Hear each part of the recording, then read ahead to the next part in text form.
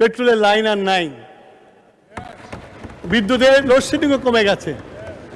আমাদের বিরোধী দলের নেতা মাননীয় সংসদ সদস্য উনি উদ্গ্রীব হয়ে গেছিলেন যে পেট্রোলের সমস্যা, বিদ্যুতের লোডশেডিং।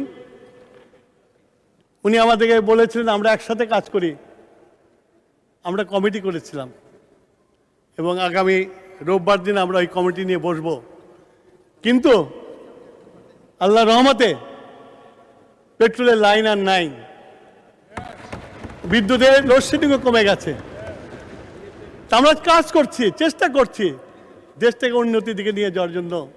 আমি যে জায়গায় ছিলাম মাননীয় স্পিকার, আজকে যেমন আমাদের নেতা শহীদ প্রেসিডেন্ট জিয়াউর রহমান এই বাংলাদেশকে টার্ন করে দিয়েছিল, আমরা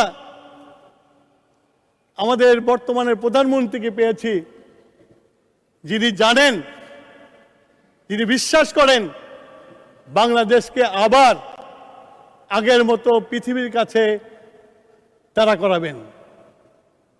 তার কাজ সেটা প্রমাণ করছে।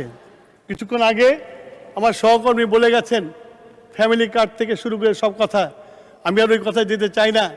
আমি শুধু এইটুকুই বলতে চাই যে তারেক রহমান যেটা বলে সেটা করে। তারেক রহমান সকালবেলা। মাননীয় মন্ত্রী, আপনি 2 মিনিটে শেষ করলে ভালো হয়, সাম আপ করেন। আমি মাননীয় স্পিকার, আমি বক্তব্য দীর্ঘায়িত করব না। আমি শুধু এইটুকুই বলতে চাই, আমরা একটা নতুন স্বপ্ন দেখি, একটা নতুন দেশ গড়ার স্বপ্ন দেখি তারেক রহমানের নেতৃত্বে। তারেক রহমান যেভাবে এগিয়ে যাচ্ছে, আমি বললাম আপনাকে যে আমরা তো এখন বৃদ্ধ। জিয়াউর রহমানকে দেখেছি কিভাবে দেশটাকে ঘুরিয়ে দিয়েছিল, তারেক রহমানও পারবে এই দেশটাকে ঘুরিয়ে দিতে। মাননীয় স্পিকার, এটাই আমাদের বিশ্বাস এবং তারেক রহমানের সাথে আমরা নিরলস পরিশ্রম করে এই দেশটাকে নতুন বাংলাদেশ বানাবো ইনশাআল্লাহ।